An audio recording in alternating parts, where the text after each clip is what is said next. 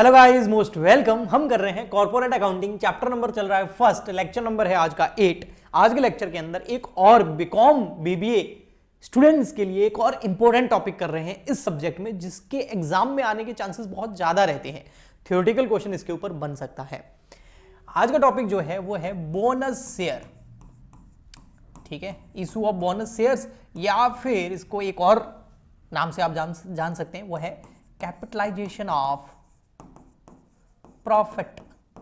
आप बोलोगे सर ये दोनों क्या है, हमको समझ ना आया, तो चलिए मैं आपको लेके चलता हूं बैलेंस शीट की तरफ। आप बोलोगे sir balance sheet, sir share के बारे में बता रहे हो? जी हाँ, कंपनी की बैलेंस शीट, पार्टनरशिप फर्म की बैलेंस शीट नहीं, कंपनी की बैलेंस शीट। आपको पता है कैसे बनती है? ऐसे बनती है। अगर आपको नहीं पता है तो सर क्या करें, कमेंट कर देना। बैलेंस शीट के ऊपर एक नया लेक्चर पूरा लेके आ जाएंगे, उसमें पूरी बैलेंस शीट समझा देंगे आपको। और क्या यार, टेंशन वाली बात नहीं है। देखो यहां आएगा आपका बैलेंस शीट, कंपनीज एक्ट 2013 के शेड्यूल नंबर 3 के अंदर बैलेंस शीट का फॉर्मेट दे रखा है, और वही मैं आपको यहां बता रहा हूं। ये वाला फॉर्मेट है। इसमें दो हेड होते हैं। एक होता है, आपको पता है, इक्विटी एंड लायबिलिटी। ये लायबिलिटी साइड है।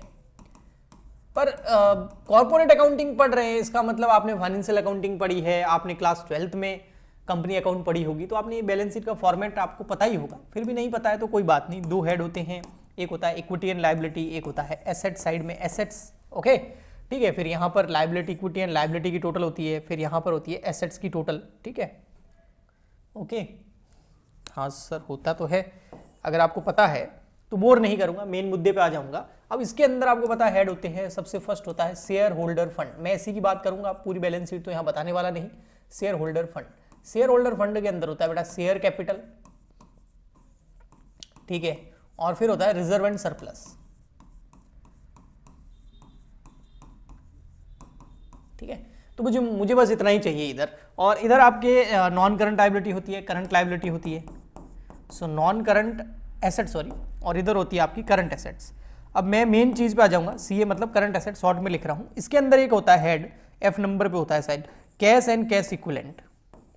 कैश एंड कैश इक्विवेलेंट, मुझे जो चीजें आपको बोनस शेयर समझाने के लिए चाहिए, मैं केवल अभी वही ले रहा हूं, कैश एंड कैश इक्विवेलेंट। इसमें क्या आता है, कैश आता है, पैसा आता है। ठीक है, कैश में जो होता है ना, जैसे बैलेंस शीट में हम कैश लिखते थे, बैंक लिखते थे, cash in hand, cash at bank, तो वो सब इसमें आ जाएगा। ओके जी सर, अब क्या बताना चाहते हैं? मैं ये बताना चाहता हूं, फॉर एग्जाम्पल के लिए हम समझ लेते हैं, शेयर कैपिटल है इस कंपनी की 1000 करोड़, मान लेते हैं सारा का सारा अमाउंट जो है करोड़ में है, रुपीज इन करोड़ से। ठीक है, तो 1000 करोड़ इसकी शेयर कैपिटल है, शेयर इशू कर रखे हैं इसने।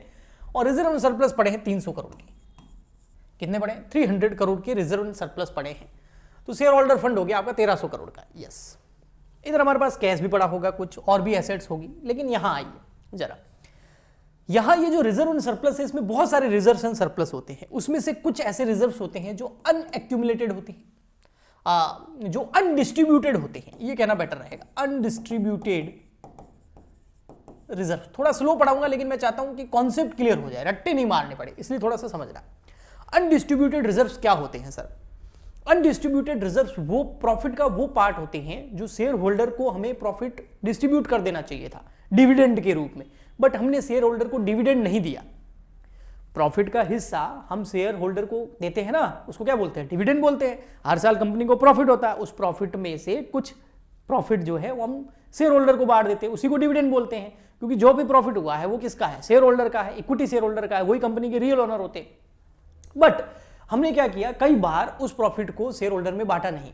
अब सर आप बोलोगे क्यों नहीं बांटा, आपको शेयर होल्डर को दे देना चाहिए था। उसके लिए कोई लीगल रेस्ट्रिक्शंस आ गई होगी, या फिर कैश की कमी हो गई होगी, तो बहुत सारे रीजंस की वजह से कई बार प्रॉफिट का कुछ हिस्सा हम शेयर होल्डर को डिविडेंड के रूप में नहीं देते हैं, और वो इकट्ठा होता रहता है, और धीरे धीरे इकट्ठा होकर वो एक बड़ा अमाउंट बन जाता है। उसी को बोलते हैं अनडिस्ट्रीब्यूटेड रिजर्व। तो ये ऐसा प्रॉफिट का हिस्सा है जो शेयर होल्डर को बांटना था, बांटा नहीं। 300 करोड़ रुपए का प्रॉफिट हमारे पास अनडिस्ट्रीब्यूटेड रिजर्व पड़े हैं जो शेयर होल्डर को देने हैं। तो अब आप बोलोगे सर दे दो, 300 करोड़ बांट दो। अरे भैया 300 करोड़ अगर मैं उनको दे दूंगा ना, तो 300 करोड़ कैश की भी तो जरूरत पड़ेगी, और एक कंपनी में कैश की लिक्विडिटी की प्रॉब्लम होती है। 300 करोड़ रुपए कैश में कहां से लाए?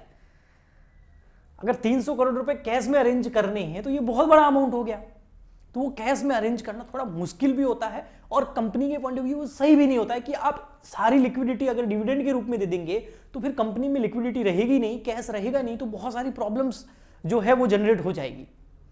तो ये एक राइट डिसीजन नहीं है। तो अब क्या करें, ये प्रॉफिट तो बढ़ता जा रहा है और एक ना एक दिन तो हमको किनको देना पड़ेगा, शेयर होल्डर को देना पड़ेगा, जो हमारे एग्जिस्टिंग शेयर होल्डर्स हैं उनको देना पड़ेगा। तो यहां पर फिर कंपनी क्या कर देती है, ये जो प्रॉफिट है इसका कैपिटलाइजेशन कर देती है।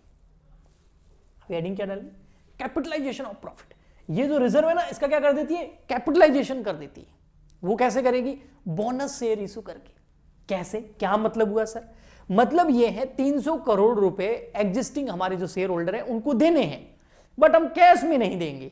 तो सर क्या देंगे, पैसे नहीं देंगे तो क्या देंगे, कुछ तो देना पड़ेगा 300 करोड़ का। हाँ, हम हमारे न्यू शेयर दे देंगे। किनको, जिनके पास पहले से हमारे शेयर हैं, उनको डिविडेंड देना था, उनको 300 करोड़ रुपए कैश में देने थे, वो नहीं है, तो हम 300 करोड़ के क्या दे रहे हैं, शेयर दे रहे हैं। तो उससे क्या होगा, हम क्या कर देंगे, इनको शेयर इसी में होंगे, शेयर कैपिटल में।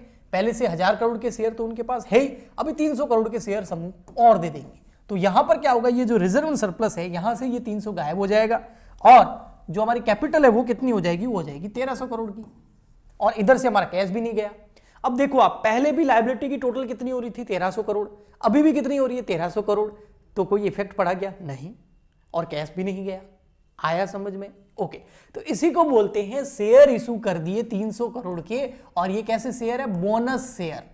इसके बदले में शेयर होल्डर से क्या लिया, कुछ नहीं लिया, तो फ्री में इशू हो गए, फ्री में इशू हो गए, कैश भी नहीं गया, रिजर्व भी खत्म हो गया, और लायबिलिटी साइड में देखो वो का वो अभी भी सिस्टम है, 1300 करोड़ पहले थी, 1300 करोड़ अभी भी है। तो शेयर होल्डर भी खुश हो गया कि उसके शेयर बढ़ गए, वो इसलिए भी खुश हो गया क्योंकि जो रिजर्व का पैसा था वो भी आ गया, और कंपनी से कैश भी नहीं गया, लायबिलिटी में भी ज्यादा कोई चेंजेस नहीं हुए, रिजर्व वाला जो अमाउंट है वो कैपिटल में चला गया, एसेट और लायबिलिटी भी सेम रह गई। तो हर तरफ से बल्ले बल्ले, मतलब मजे हो गए, कोई प्रॉब्लम नहीं हुई। ओके जी, इसी को बोलते हैं बोनस शेयर्स इशू करना, या फिर जो आपके अनडिस्ट्रीब्यूटेड एक्यूमुलेटेड प्रॉफिट्स है उसका कैपिटलाइजेशन कर देना। दोनों ही एक ही चीज है। आया समझ में, ओके जी। तो बहुत बेहतरीन तरीके से समझ में आ गया। बैलेंस शीट अगर नहीं आती है तो बेटा कमेंट करना था कि बैलेंस शीट के ऊपर मैं एक प्रॉपर पूरा वीडियो ला करके आपको पूरी बैलेंस शीट को बहुत अच्छे से एक्सप्लेन कर दूं, ताकि रट्टे नहीं मारने पड़े। ओके जी, अब आते हैं हम आगे। सर ये जो बोनस शेयर हम इशू करते हैं, हाँ, इसके लिए कुछ तो टर्म्स होगी, कुछ कंडीशंस भी होगी, कोई तो कंपनी का सेक्शन भी तो यहां लगता होगा। जी हाँ, उसके बारे में बात करते हैं। ये तो समझने के लिए था कि क्या होता है। अब बता रहा हूं, एग्जाम में अगर क्वेश्चन आ जाओगे तो क्या लिखोगे, एक तो अभी तक समझाया वो लिख सकते हो अपनी लैंग्वेज में। अब यहां पर कुछ बेसिक चीजें, the basic characteristics of bonus shares are. क्या कैरेक्टरिस्टिक्स होती है, first, bonus shares are issue to the existing members. Members का मतलब बेटा क्या होता है, share holder, share holders. Members का मतलब क्या होता है, शेयर होल्डर्स। मेंबर बोलो, शेयर होल्डर बोलो, एक ही बात है। तो जो बोनस शेयर इशू किए जाते हैं वो किसको करते हैं, पब्लिक में करते हैं कि नहीं, फ्री में थोड़ी देंगे पब्लिक को, जो पहले से हमारे शेयर होल्डर है उनको दिए जाते हैं। Okay, next, bonus share are always fully paid.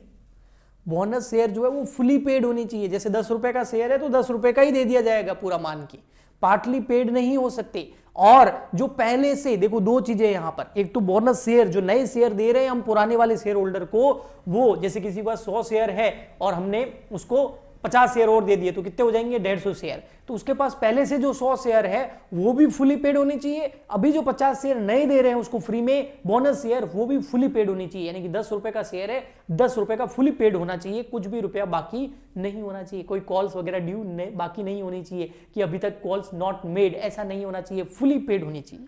Okay, next, बहुत अच्छा है ये थर्ड वाला, ये आपके जो राइट शेयर्स होते हैं और जो बोनस शेयर्स होते हैं उसमें डिफरेंस बताता है। वैसे राइट शेयर्स जो होते हैं वो डिस्काउंट पे इशू किए जाते हैं, फ्री में इशू नहीं किए जाते हैं। बोनस शेयर जो है वो फ्री में इशू किए जाते हैं। राइट शेयर के अंदर जो हमारे अनडिस्ट्रीब्यूटेड एक्यूमुलेटेड प्रॉफिट्स होते हैं उसका सेटलमेंट नहीं होता, यहाँ उसका सेटलमेंट होता है। ओके, राइट शेयर जो होते हैं अगर उसको एग्जिस्टिंग शेयर होल्डर नहीं खरीदता है तो हम किसी और को इशू कर देते हैं, और अगर एग्जिस्टिंग शेयर होल्डर बोले कि मैं तो इसका रिनाउंस करूंगा, मतलब मेरे कहने पे किसी और को दे दो, तो हम रिनाउंसमेंट भी करते थे। लेकिन बोनस शेयर में रिनाउंसमेंट नहीं होगा। देखो right to renunciation is not available respect of bonus share, यानी कि किसी को बोनस शेयर लेने हैं तो उसके पास कंपलसरी ट्रांसफर हो जाएंगे, वो ये नहीं कह सकता कि मेरी जगह किसी और को दे दो, और वैसे वो कहेगा भी क्यों, फ्री में तो है। ओके नेक्स्ट, कंडीशंस भी है, conditions for bonus issue, capitalization of reserve, देखो मैंने बोला था ना कैपिटलाइजेशन ऑफ प्रॉफिट या कैपिटलाइजेशन ऑफ रिजर्व और बोनस शेयर, इसकी कुछ कंडीशंस भी है, कहां दे रखी है, सेक्शन नंबर 63 सब सेक्शन 2 और of companies act 2013। Okay section number 63 sub section 2 याद रखना। ओके अब कंडीशंस क्या है, it is authorised bye it's article, article मतलब आर्टिकल ऑफ एसोसिएशन, एओए द्वारा ऑथोराइज्ड होनी चाहिए, यानी कि एओए सहमति देता हो बोनस शेयर इशू करने की। Okay next, it has on recommendation of the board B authorised in the general meeting of the company, देखो कंपनी की हर साल मीटिंग होती है जिसको हम बोलते हैं एजीएम, एनुअल जनरल मीटिंग, तो एनुअल जनरल मीटिंग में सारे शेयर होल्डर आते हैं और जब वो ऑथोराइज करेंगे, जब बोर्ड ऑफ डायरेक्टर ऑथोराइज करेगा तभी बोनस शेयर इशू कर सकते हैं। ओके तो ये सारा वोटिंग के बेस पर जनरल मीटिंग में डिसाइड होता है और बोर्ड ऑफ डायरेक्टर की मीटिंग में भी डिसाइड होता है। देखो दो तरह की मीटिंग होती है, एक डायरेक्टर्स की मीटिंग होती है, एक शेयर होल्डर की मीटिंग होती है। डायरेक्टर्स की जो मीटिंग होती है उसको बोर्ड मीटिंग बोलते हैं, शॉर्ट में आप बीएम बोल सकते हैं। जो शेयर होल्डर की मीटिंग होती है उसमें जनरल मीटिंग बोल सकते हैं, शॉर्ट में आप एजीएम, एनुअल जनरल मीटिंग बोल सकते हैं।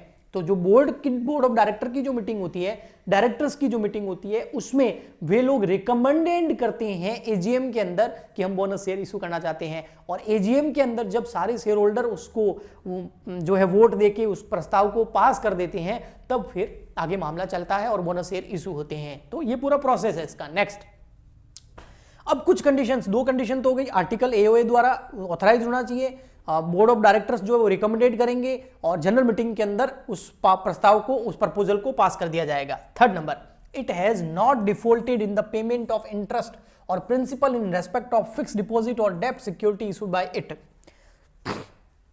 कंपनी ने अगर कोई डिबेंचर इशू कर रखे हैं जिसके ऊपर इंटरेस्ट देना है या प्रिंसिपल अमाउंट का पेमेंट करना है तो उसमें किसी प्रकार का डिफॉल्ट नहीं होना चाहिए। अगर कंपनी ने डिबेंचर इशू कर रखे हैं ना, हाँ, तो कंपनी ने अगर डिबेंचर या डेब्ट इशू कर रखे हैं तो उसके ऊपर इंटरेस्ट तो देना पड़ेगा, है ना, तो इंटरेस्ट देना पड़ेगा, तो उसमें कोई डिफॉल्ट नहीं होना चाहिए। या फिर अगर रिडम्पशन की डेट आ गई है, डिबेंचर का रिडम्पशन करना है या डिबेंचर जो लोन लिया है उसका रीपेमेंट करना है ना, हमने डिबेंचर इशू करके जो लोन लिया उसका रीपेमेंट करना है कंपनी को, तो उसमें भी किसी प्रकार का कोई डिफॉल्ट नहीं होना चाहिए। तो ना तो डिफॉल्ट होना चाहिए इंटरेस्ट के पेमेंट में, ना ही डिफॉल्ट होना चाहिए प्रिंसिपल मूलधन के पेमेंट में। ओके, तभी आप बोनस शेयर इशू कर सकते हो, अदरवाइज नहीं। Next, it has not been defaulted in respect of payment of statutory due, कोई भी कानूनी खर्चे, कोई भी लीगल एक्सपेंसेस हैं और उसका पेमेंट करना अगर अभी बाकी है और आपने उसमें डिफॉल्ट किया है तो बोनस शेयर इशू नहीं कर सकते। इसलिए स्टैट्यूटरी ड्यूज जो है वो सारे के सारे पेमेंट कर दो। Of the employees such as contribution of provident fund and gratuity and bonus, employees का कॉन्ट्रीब्यूशन फंड बना हुआ है, पीपीएफ बना हुआ है, पीएफ बना हुआ है, कोई ग्रेचुइटी फंड बना हुआ है, प्रोविडेंट फंड बना हुआ है, तो उसमें पेमेंट करने का कोई डिफॉल्ट नहीं होना चाहिए। Okay next, the partly paid up share if any outstanding at the date of allotment must be made fully paid up, जैसे पुराने जो शेयर है ना वो फुली पेड होने चाहिए तब भी बोनस शेयर दिया जा सकता है, अदरवाइज नहीं दिया जा सकता।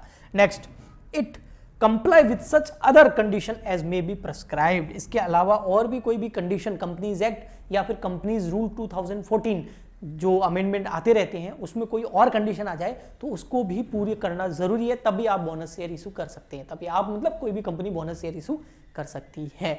तो आज हमने कर लिया बोनस शेयर।